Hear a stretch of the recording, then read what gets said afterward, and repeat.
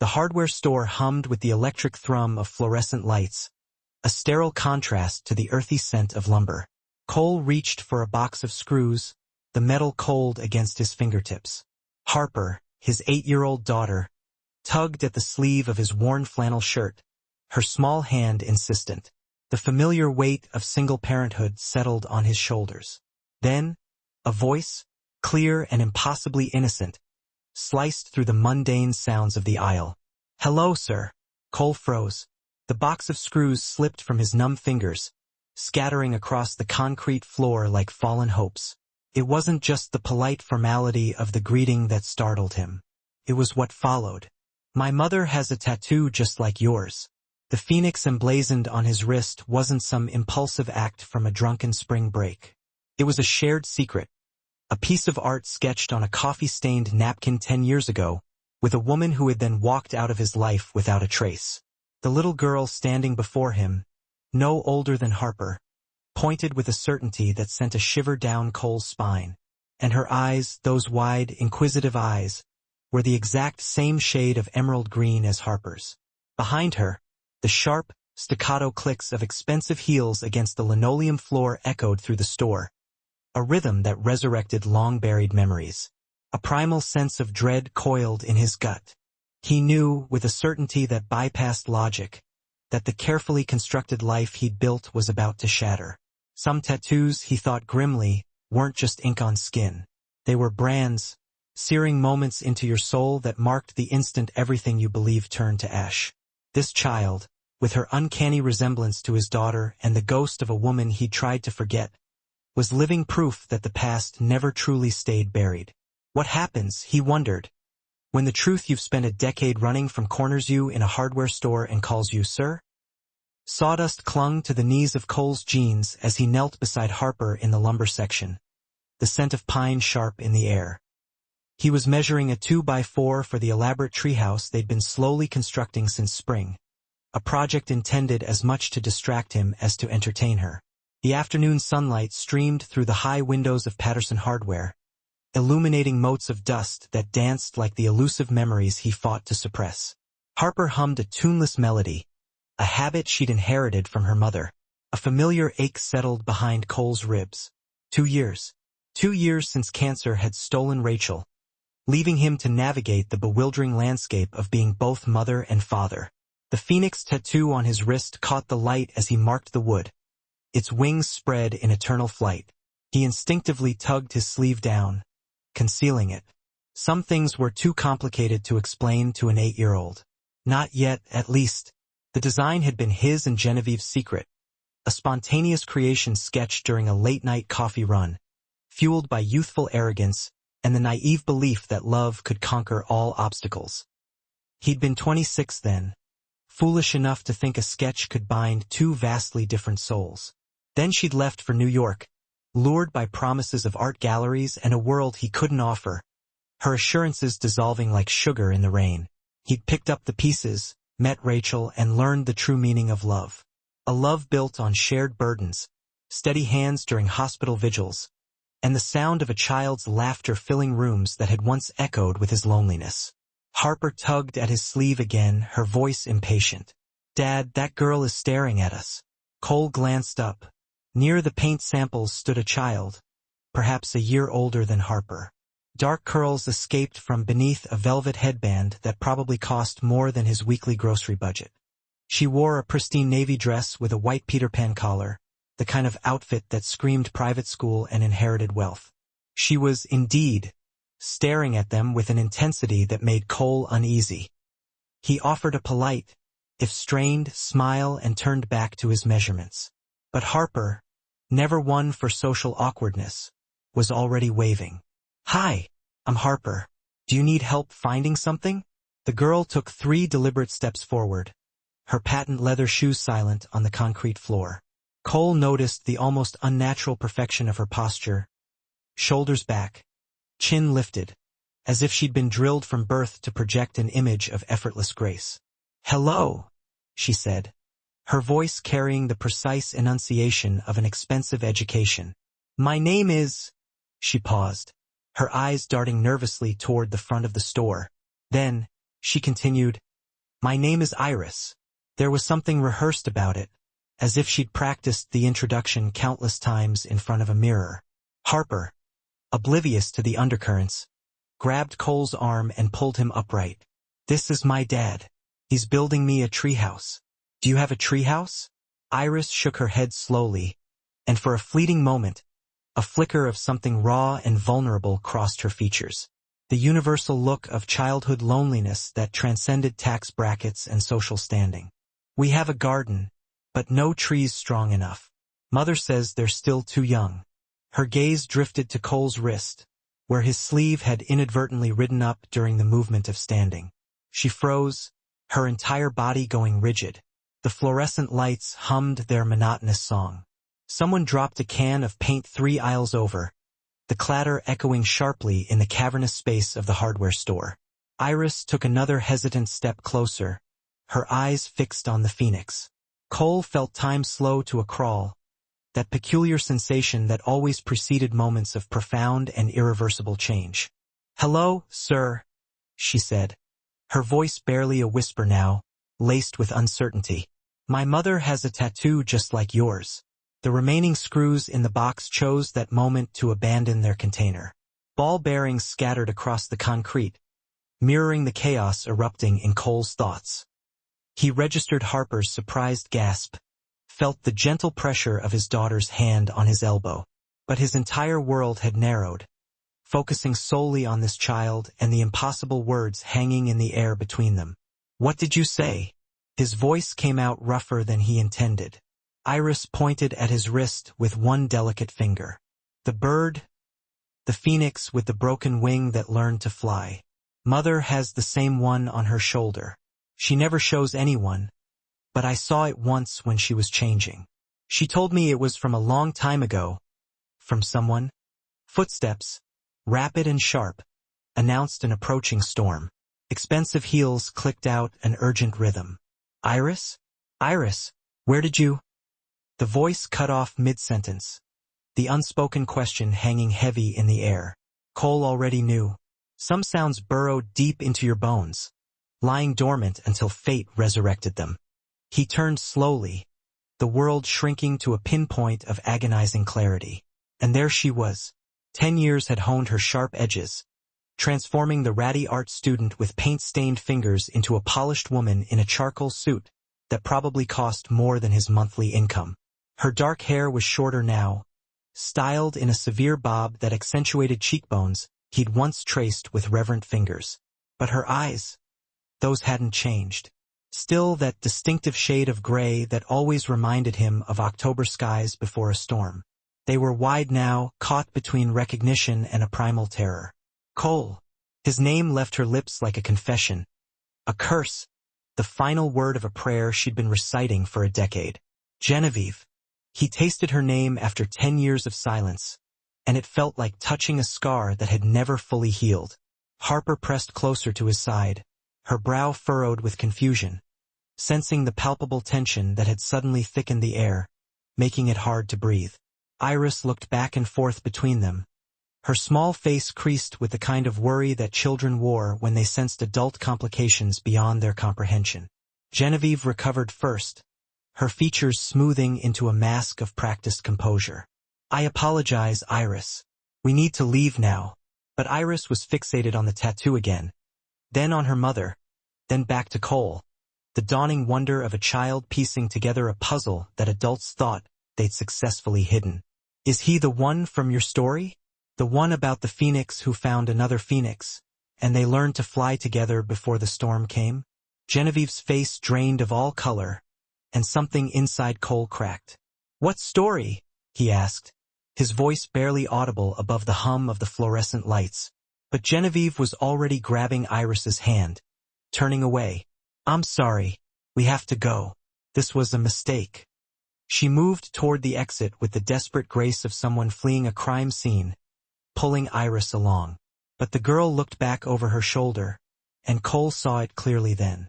The shape of her nose, the delicate arch of her eyebrows, the stubborn set of her jaw, a mirror image staring back at him. Harper's voice was small beside him. "Dad, who was that lady? Why did she run away?" Cole couldn't answer. He was too busy calculating months, counting backwards, remembering the last night he'd spent with Genevieve before she disappeared. The cheap hotel room, the rain lashing against the windows, the promises they'd made about calling, about making it work despite the distance. 9 months. Iris was 9 years old. The math was brutally simple. The implications were apocalyptic. Cole moved through the next 3 days in a haze, his hands mechanically performing familiar tasks, while his mind replayed the scene in the hardware store on an endless loop. He finished the treehouse measurements, guided Harper through her homework, prepared meals, barely tasting the food he ate. The way Genevieve had looked at him haunted him, not with the hatred of an ex-lover, or the indifference of someone who truly moved on, but with something that looked remarkably like grief mixed with a profound and unsettling fear. And Iris, sweet Iris, with her careful posture, her mother's eyes, and his jawline, asking about Phoenix's learning to fly together. He tried to focus on work, taking on a custom cabinet project that demanded precision and concentration. But his hands fumbled measurements he could normally make in his sleep. The problem was the not knowing. If Iris was his daughter, and every cell in his body screamed that she was, why had Genevieve kept it a secret? Why disappear completely instead of telling him? He'd loved her once. Loved her with the kind of all-consuming intensity that felt like both drowning and flying simultaneously. When she'd accepted the prestigious art gallery position in New York, he'd offered to follow.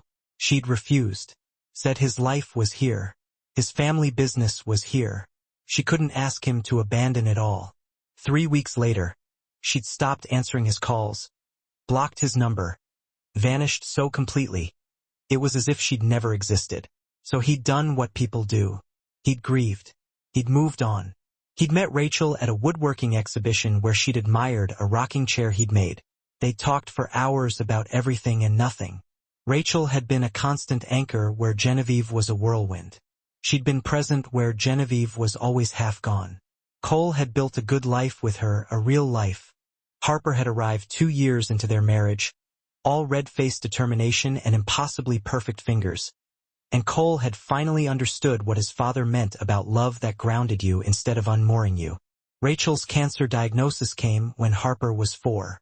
The doctors gave her 5 years, and she fought for 6, refusing to waste a single day on bitterness or why me questions. She'd made him promise to live after she was gone, to not let grief turn him into a ghost in his own house. He'd mostly kept that promise. But now Genevieve and a 9-year-old girl with his face and a story about phoenixes.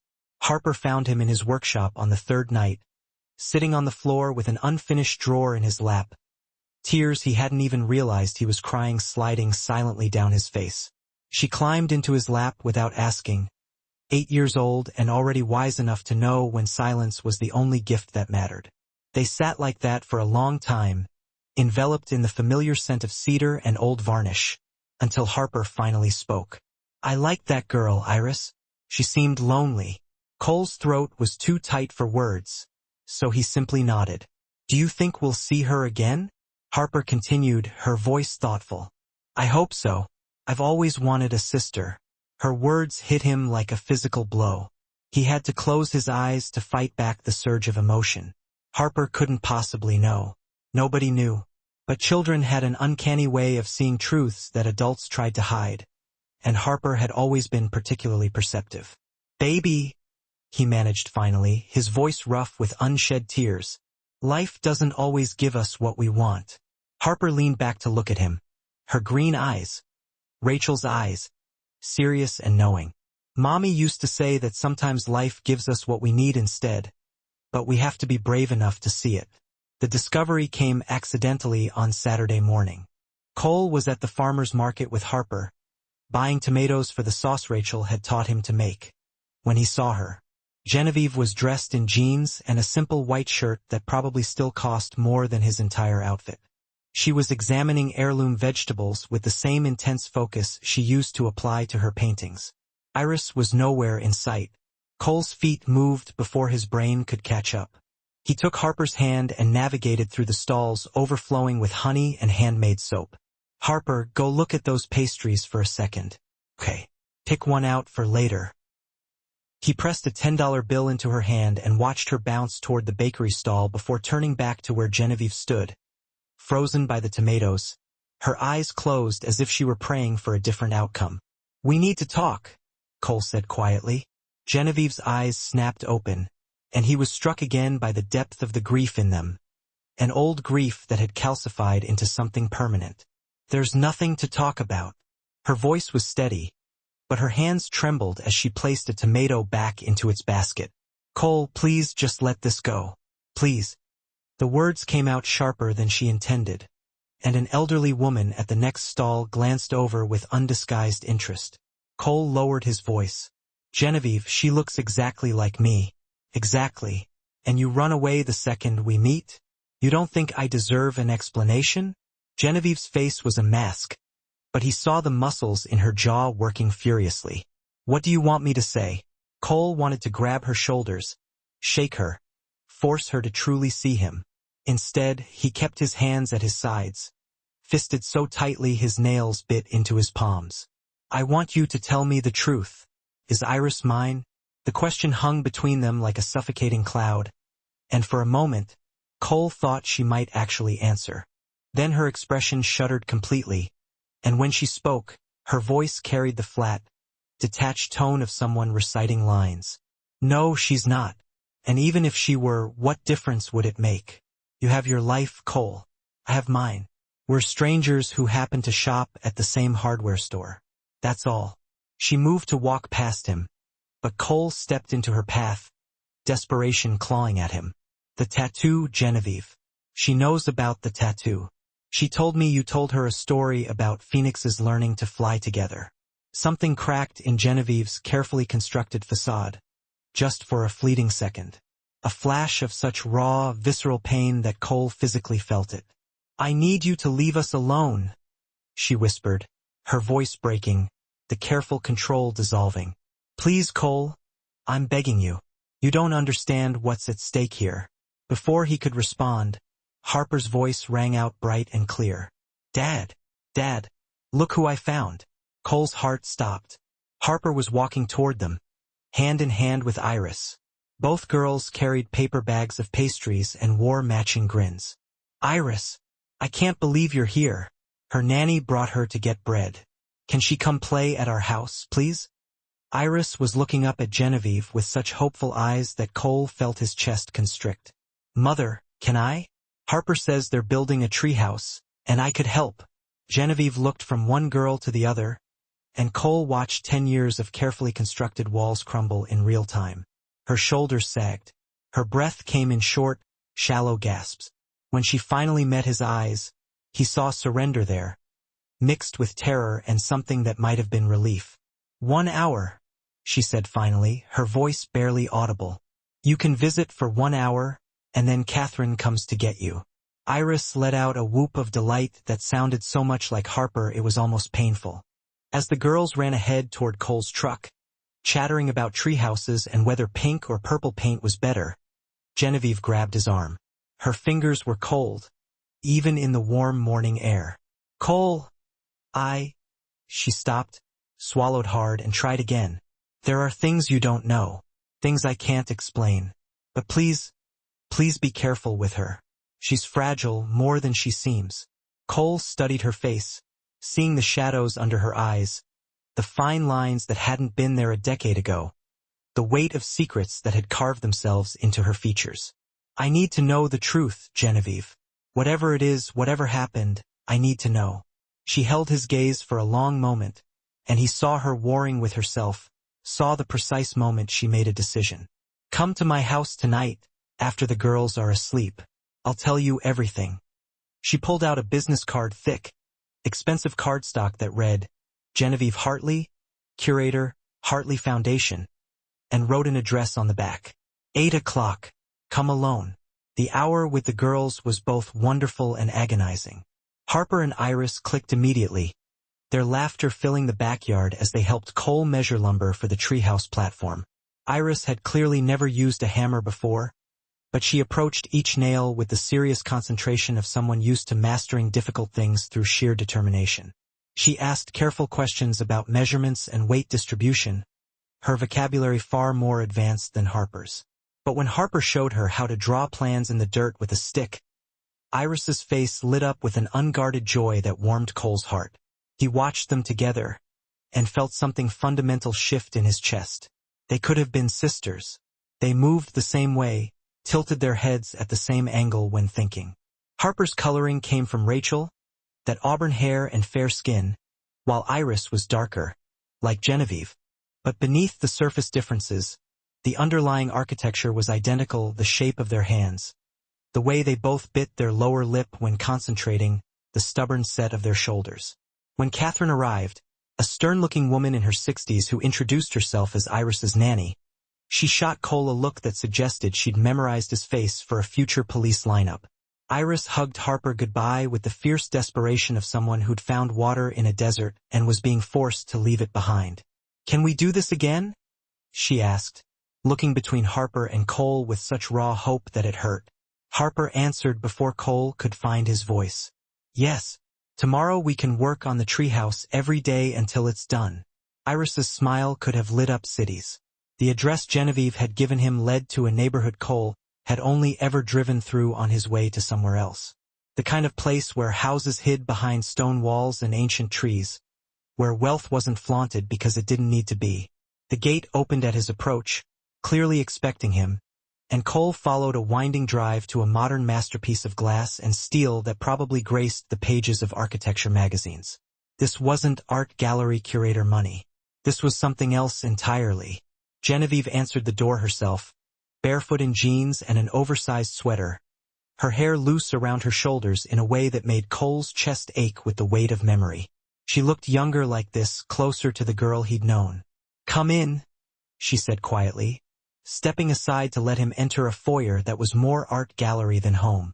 Soaring ceilings, carefully curated paintings, sculptures that probably cost more than his house. "Iris is asleep?" Cole asked, and Genevieve nodded. "Her room's on the 3rd floor. She won't hear us." She led him through the house to a study lined with books, poured them both whiskey from a crystal decanter without asking if he wanted it, and handed him a glass with trembling hands. They stood like that for a moment, not quite facing each other, while the weight of 10 years pressed down on the space between them. "Her name is Iris Hartley," Genevieve began, her voice flat, her words delivered with the careful precision of someone who'd rehearsed them countless times. "She's 9 years old. She was born on March 14th at Presbyterian Hospital in New York City. She likes art and mathematics, plays violin at a pre-conservatory level, speaks 3 languages, and has never had a birthday party with more than 2 other children present." Cole waited, knowing there was more. Genevieve took a long swallow of her whiskey and continued. "She's also never met her father, has no idea who he is, and I've spent 9 years making sure it stays that way." The words were meant to hurt, and they did. But Cole pushed past the pain. Why? It was the only question that mattered.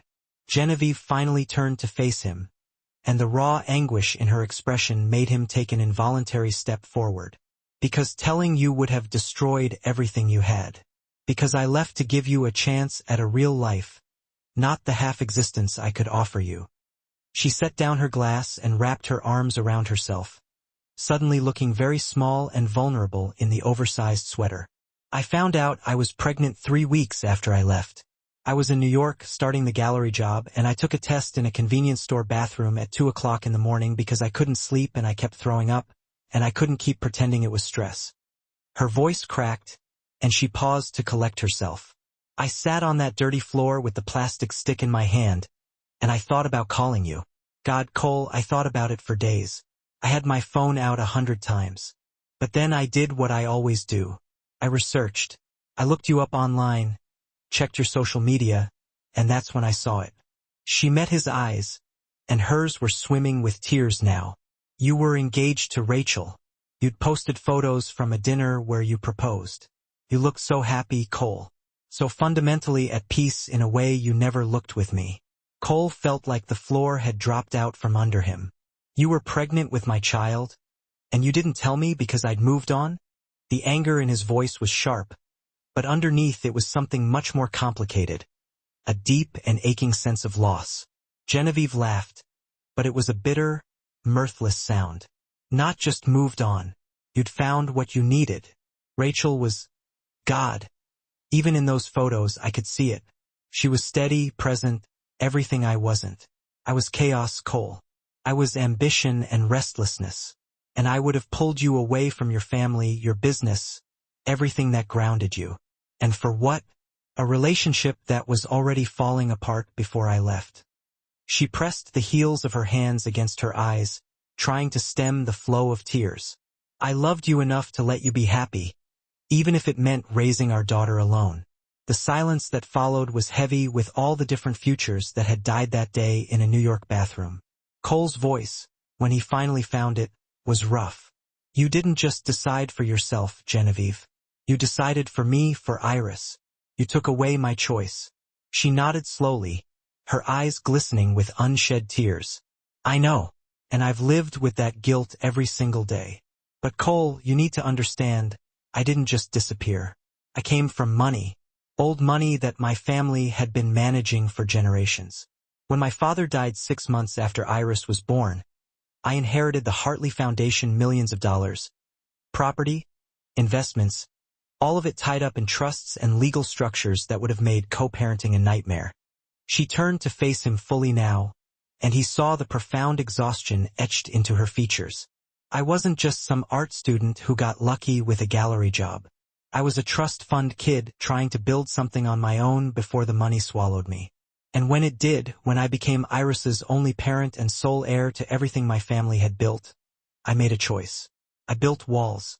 I kept her safe. I kept her private. And I told myself that giving you up was the price of that safety. Cole set down his untouched. Cole swirled the amber liquid in his glass, the whiskey sloshing precariously. His hands were shaking too badly to risk a sip. A single question, unbidden and urgent, clawed its way to the surface. Did Rachel know? Genevieve shook her head, her expression a mix of sorrow and something akin to defiance. How could she? I ensured every single trace of my pregnancy vanished.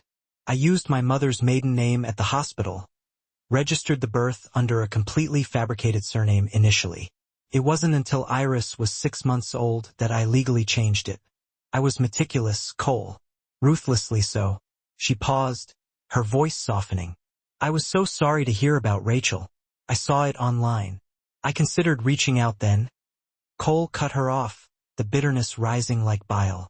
But what? You thought I'd endured enough suffering? That knowing I had another daughter would be too much to bear?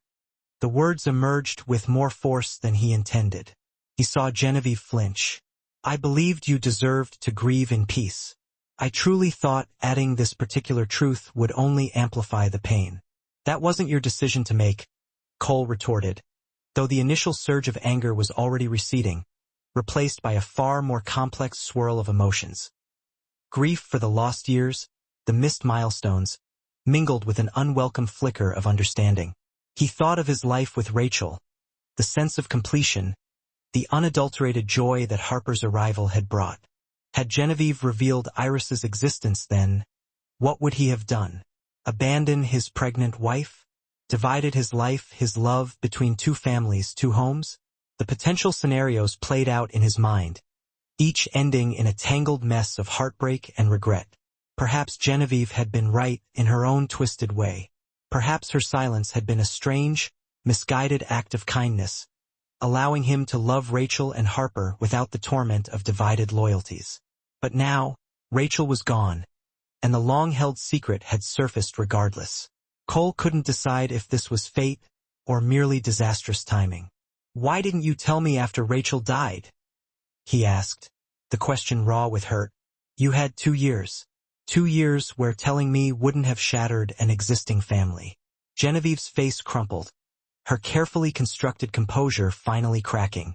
Because by then I was terrified, Cole. Absolutely terrified. Terrified you'd hate me, that you'd try to take Iris away. Terrified that Iris would hate me for keeping you from her. She choked back a sob. I had built this entire life around the story, the fiction that her father was just a brief relationship that didn't work out, that he was unaware of her existence and was undoubtedly happier that way. I told her he was a good man, a kind soul who loved building things, who had gentle hands and would have undoubtedly loved her if he'd known she existed. But that sometimes adults make choices they can't undo. She was weeping openly now, tears tracing paths down her cheeks. I even told her about the tattoos, showed her mine, told her that somewhere out in the world was a person with the matching one, who carried a piece of her in his heart, even though he didn't know it. It was the only truth I could give her. Without conscious thought, Cole closed the distance between them and pulled her into his arms. She sagged against him, 10 years of pent-up grief finally erupting in a torrent of tears. Cole held her as she shook with the force of her sobs, silent tears of his own streaming down his face, tears for all that they had lost, for all they had done to each other in the name of a twisted, misguided love. They stood there for a long time, two people who, in their own flawed ways, had tried to protect each other from pain, only to inflict more in the process. Upstairs, a child slept, proof that some secrets are simply too large to remain buried forever. When Genevieve finally pulled away, her face was blotchy and swollen, her eyes red-rimmed. She looked more vulnerable, more real, than Cole had seen her in a decade. "What do we do now?" she asked, her voice small and unsteady. Cole wiped his own face with the back of his hand and took a deep, shaky breath. Now you tell me everything. Every birthday I missed, every milestone, every first word, every tentative step. You tell me about her. Really tell me. And then we figure out how to be honest with her together. Genevieve nodded slowly, relief warring with terror on her face. She asks about you, about her father. She has this fantasy that you're out there somewhere, that someday you'll find each other and it'll be like a fairy tale. I've tried to prepare her for disappointment, but she's so hopeful, Cole. She's got your stubbornness and my dreaming, this heartbreaking combination of wanting the impossible and believing she can make it happen through sheer force of will. A fierce, protective instinct surged through Cole. "Tell me," he said simply, and so she did. They sank to the floor of that opulent study, leaning against a leather couch that probably cost more than his truck. Genevieve spoke, and Cole listened, transfixed, as she painted a portrait of the daughter he'd never known. She told him about how Iris had arrived 3 weeks early, during a violent thunderstorm, emerging into the world screaming with her tiny fists clenched, as if ready to battle anyone who stood in her way. How she had been a colicky infant, inconsolable except when Genevieve hummed, a low, wordless thrum that resonated deep within her tiny chest. So Genevieve had hummed for months, until her throat was raw and her voice was reduced to a whisper. She told him about Iris's first word, more, a reflection of her insatiable appetite for everything life had to offer. More food, more books, more music, more experiences. She told him about Iris at 3, conducting an invisible orchestra with a wooden spoon, her brow furrowed in concentration. So serious about it that Genevieve had sought out a real violin teacher, who declared that the child possessed perfect pitch. About Iris at 5, devouring chapter books and peppering Genevieve with questions about death and infinity, questions she had no idea how to answer. About Iris at 7, realizing that some children at her exclusive private school had fathers who attended events, quietly inquiring why hers didn't, accepting Genevieve's carefully constructed explanation with a thoughtfulness that had shattered Genevieve's heart into a million pieces. She told him about the crushing loneliness, how despite the wealth and privilege, despite the best schools and teachers and opportunities, Iris was often isolated. How the other wealthy children, sensing she was somehow different, kept her at arm's length. How their parents whispered about the illegitimate Aries, raised by a single mother. How Iris had learned early on to build walls around herself, to let very few people in. She told him about the nightmares Iris sometimes had, nightmares of abandonment and being forgotten. How she would wake up sobbing for a father she'd never met, and how Genevieve would hold her, the weight of every lie she had ever told pressing down on her chest like a physical burden. By the time Genevieve finished, it was past midnight, and Cole felt as though he had lived 9 years in a few short hours. This was his daughter, and she was undeniably his daughter. He knew it now with every fiber of his being. She had grown up in a world of privilege and profound loneliness, wanting for nothing except the one thing that money couldn't buy: a father. "I want to tell her," Cole said finally. "Not tonight, not tomorrow, but soon. She deserves to know." Genevieve was silent for a long moment, then nodded, her eyes glistening with unshed tears. "Harper deserves to know, too.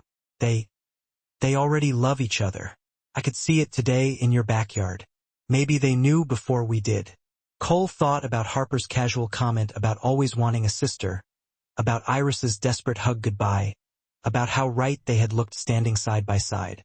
"They're sisters," he said, the words feeling both impossible and utterly inevitable. "However we got here, whatever mistakes we made, they're sisters, and they should get to be sisters."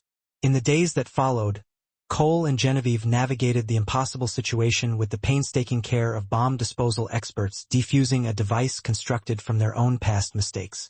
They met for coffee while the girls were at school, engaging in awkward, stilted conversations about logistics and feelings, discussions that felt somehow easier to have in public, where neither was likely to completely fall apart. They texted throughout the day, updating each other on small, seemingly insignificant details. Iris had a violin recital approaching. Harper had lost a tooth. Both girls were constantly asking when they could play together again. Slowly, carefully, they began to build something that wasn't quite friendship and wasn't quite co-parenting, but was honest in a way their relationship had never been. Cole learned that Genevieve had never remarried, never even dated seriously, too consumed with raising Iris and managing the foundation. Genevieve learned that Cole had transformed his small woodworking business into something sustainable and thriving after Rachel's death, that he had been merely surviving, not truly living, until Harper had pulled him back from the brink.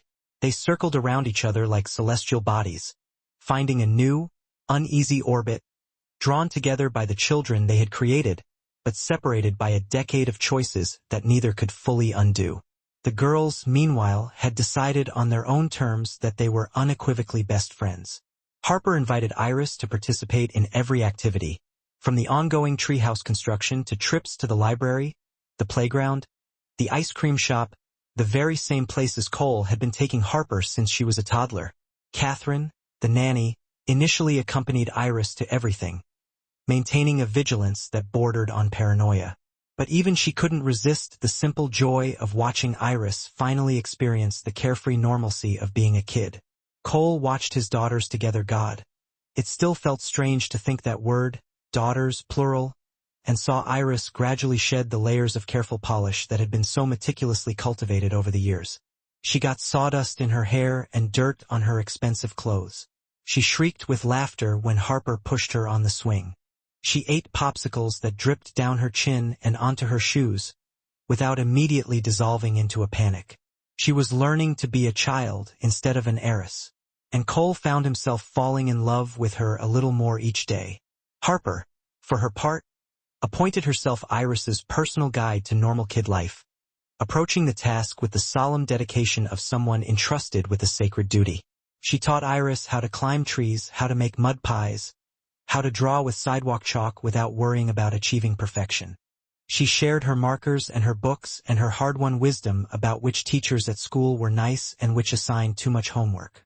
And when Iris had a nightmare during one of their sleepovers, because of course, there were sleepovers now, Catherine's protests be damned, Harper climbed into bed beside her and held her hand until she drifted back to sleep, the same way Rachel used to do for Harper. Cole watched it all with his heart lodged in his throat, knowing that they were rapidly running out of time before the truth had to be revealed. Secrets had a way of festering, of turning toxic, and he could see the unspoken questions forming in Harper's eyes every time she looked at Iris, noticed the subtle similarities that she couldn't quite articulate. Children weren't stupid. They would figure it out eventually. It was far better to tell them the truth than to allow them to stumble upon it on their own. He broached the subject with Genevieve on a Thursday evening, after dropping both girls at Iris's house for yet another sleepover. They sat in her kitchen, a far more approachable and human space than the intimidating study, drinking tea that neither of them particularly wanted. "This weekend," Cole said, his voice firm despite the knot of anxiety twisting in his gut. "We tell them this weekend." Genevieve's hand trembled slightly around her mug. "Are you sure they're ready?" Cole met her gaze. Are we ready? Because that was the real question, the one neither of them wanted to voice. The girls would likely handle this better than they would. Kids were remarkably resilient. It was them who were terrified. She was quiet for a moment, then gave a short, humorless laugh. You're right. I've been a coward about this for 9 years. Another day won't make me any braver. They planned it meticulously. Saturday afternoon at Cole's house, because it felt more neutral and less imposing than Genevieve's mansion. Just the 4 of them, so the girls wouldn't feel as though they were facing an inquisition. Cole would start by explaining to Harper that he'd recently learned something incredibly important about Iris. Genevieve would help fill in the details. They'd keep it simple, age-appropriate, and honest without overwhelming them. They'd answer questions, offer reassurance, and emphasize that nothing bad was happening. That this was, in fact, a good thing, even though it was undeniably complicated. They rehearsed the words until they sounded almost natural, knowing full well that the moment they actually spoke them aloud, all pretense of rehearsal would dissolve. Saturday dawned with perfect weather, bright sunshine and a gentle breeze, a cruel mockery of the turmoil raging inside Cole's stomach. Harper helped him make sandwiches for lunch, chattering excitedly about the fort she and Iris planned to build in the treehouse now that the platform was finally finished. She was so happy, so unburdened by adult anxieties, and Cole felt the weight of what he was about to tell her pressing down on his shoulders with almost unbearable force. When Genevieve arrived with Iris, both girls immediately raced to the backyard to inspect the treehouse progress, granting the adults a few precious minutes alone. I'm terrified, Genevieve confessed, her voice barely above a whisper. Cole took her hand without thinking. Me too, he said. But we're doing this together. Whatever happens, we face it together. She squeezed his fingers gratefully, and Cole felt the strange intimacy of shared fear binding them together in a way their old love never had. They called the girls inside after lunch, and the shift in atmosphere was immediate. Harper and Iris exchanged glances, their finely tuned kid radar instantly picking up on the adult tension. They sat side by side on the couch, presenting a united front against whatever serious topic was about to be broached. Cole felt his heart crack at their unconscious solidarity. Girls, he began, then had to stop and clear his throat, the words suddenly catching in his throat. Harper, Iris, we need to talk to you about something important. Something we should have told you a long time ago, but we... He glanced at Genevieve, saw her nod encouragingly, and continued. We made some mistakes a long time ago, and we're trying to fix them now. Harper's eyes were wide and questioning. What kind of mistakes? Cole took a deep breath. There was no easy way to say this.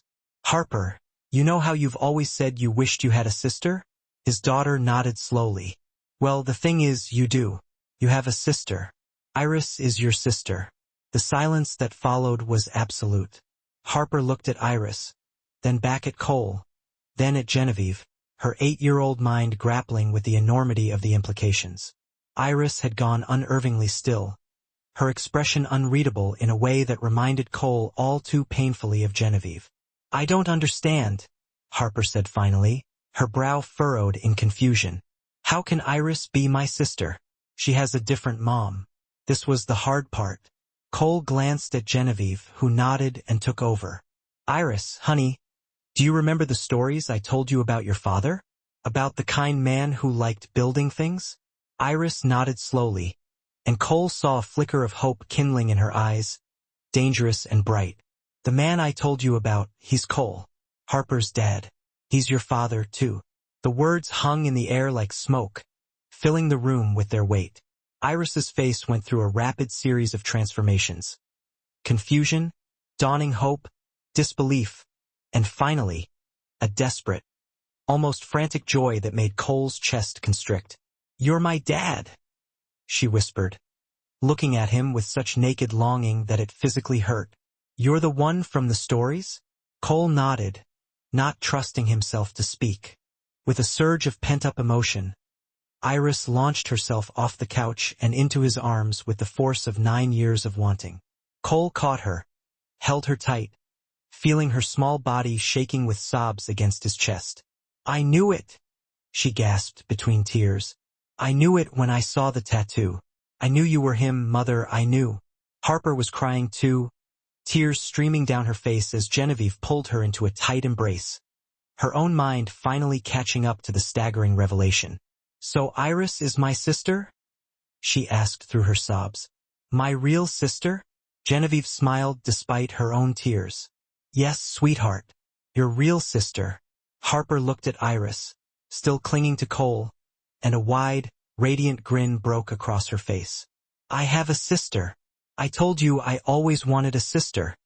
The joy in her voice was so pure, so utterly unburdened by the anxieties and complications of the adult world, that Cole felt something tight within his chest finally loosen and break. Iris pulled back from Cole's chest just enough to look at Harper, her face blotchy and tear-stained, but radiant. I have a sister, too, she said, her voice thick with emotion. And a dad. I have a family. The way she said it, with such wonder and disbelief and fierce determination, as if she were staking a claim to something she would fight to keep, shattered something deep within Cole. He reached out and pulled Harper into the embrace, too, holding both his daughters in his arms, and looked up to find Genevieve watching them with an expression that was equal parts grief and profound relief. Come here, he said softly, and after a moment's hesitation, she joined them, completing the circle. They sat there on the floor of Cole's living room, for people tentatively learning how to be a family amidst the wreckage of old mistakes and newly discovered truths. Outside, the unfinished treehouse waited, and summer stretched endlessly ahead, and everything that had once seemed impossible suddenly felt within reach. The questions came later, of course. Harper wanted to know why she hadn't known about Iris before, why Genevieve had kept it a secret, why grown-ups were so complicated. Iris wanted to know everything about Cole. His favorite color, his favorite food, what he was like as a kid. Could she call him Dad? Or was that too soon? Could she really stay here whenever she wanted now? They answered as honestly as they could, stumbling over explanations about adult choices and difficult situations, and the girls listened with the gravity of children who understood far more than they should. In the end, Harper summed it up with the kind of unvarnished clarity that only an 8-year-old could muster. So, you guys messed up, but now you're fixing it, and the important thing is we're all together now, right? Cole had to laugh, despite the tears still clinging to his eyelashes. Yeah, baby, that's exactly right. The months that followed were a complicated dance of building something entirely new from broken, discarded pieces. Genevieve hired lawyers to establish formal custody arrangements, insisting that Cole have full legal recognition as Iris's father. Cole sold a major piece, a custom dining set that had been featured in a home design magazine, and put the money toward a college fund for Iris, matching the one he had started for Harper years ago. They had family dinners twice a week, awkward at first, but growing easier as they learned each other's rhythms and quirks. Iris started calling Cole Dad, with only the slightest hesitation, and the first time she said it naturally, without thinking, asking him to pass the potatoes at dinner, he had to excuse himself to cry in the bathroom. Harper and Iris became inseparable, finishing each other's sentences and developing the kind of secret, twin-like language that siblings create. They even fought sometimes, petty squabbles about whose turn it was to pick the movie or who got the window seat in Cole's truck. And Cole treasured those fights, because they were so beautifully, perfectly normal. Genevieve surprised everyone by announcing that she was opening a second gallery location in town. Something small and personal that she could manage herself, instead of operating through the foundation. I've spent 9 years in New York building walls, she told Cole over coffee one morning. Maybe it's time to try building something else. She bought a renovated warehouse near Cole's workshop, close enough that Iris could walk to his studio after school if she wanted. The proximity felt intentional, as if Genevieve was trying to make up for years of distance by eliminating geography from the equation. Cole appreciated it, even if having his ex-girlfriend, now co-parent, living nearby sometimes felt surreal.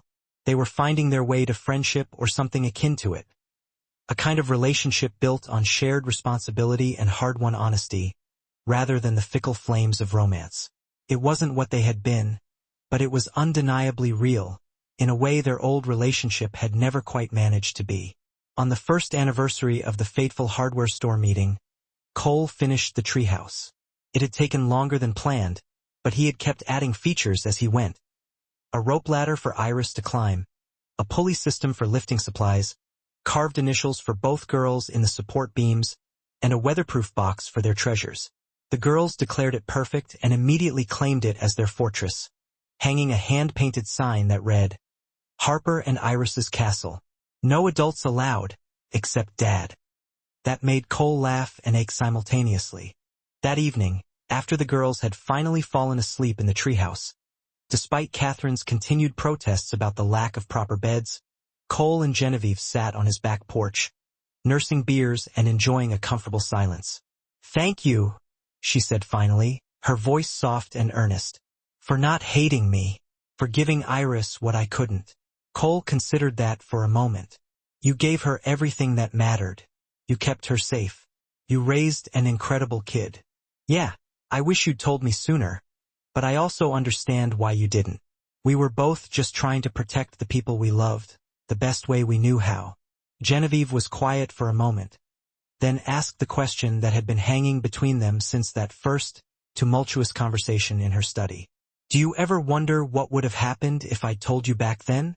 When I first found out I was pregnant?" Cole did wonder. Sometimes, late at night when he couldn't sleep, he would play out those alternate timelines in his mind. Leaving Rachel, trying to make it work with Genevieve, dividing his life between two families. None of those scenarios felt right. None of them felt true.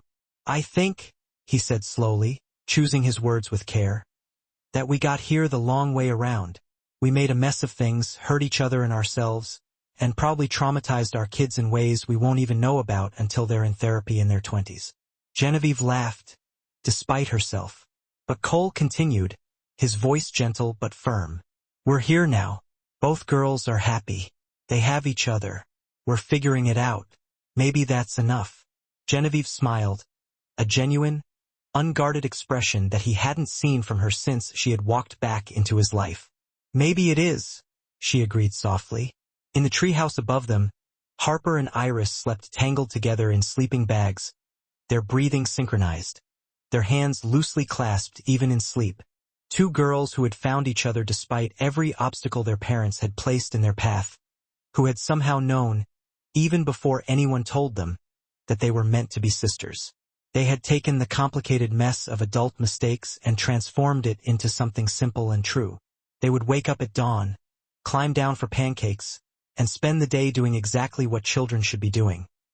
Building forts and telling stories and believing in the impossible. And their parents, flawed and trying and finally irrevocably honest, would watch over them and be grateful for hardware stores and phoenix tattoos and little girls brave enough to point at truth when they saw it. Some families are born, some are made, and some are torn apart and reassembled by the sheer force of love refusing to stay buried, by children who see past the walls adults build, by the stubborn insistence that it's never too late to tell the truth and begin again. The phoenix tattoo on Cole's wrist caught the last rays of the setting sun. Its wings spread in flight, and he thought about the matching one on Genevieve's shoulder, how they had designed them together when they were young and foolish, convinced that matching tattoos meant forever. They had been wrong about forever, but maybe they had been right about phoenixes. About burning down and rising again, about learning to fly even with broken wings, about finding your way back to where you belonged, even if the path was longer and harder than it should have been. In the treehouse, Iris stirred in her sleep and murmured something that sounded like, "Dad," and Cole felt his heart expand with the kind of overwhelming love that hurt because it was too big for one person's chest to contain. This was his family now.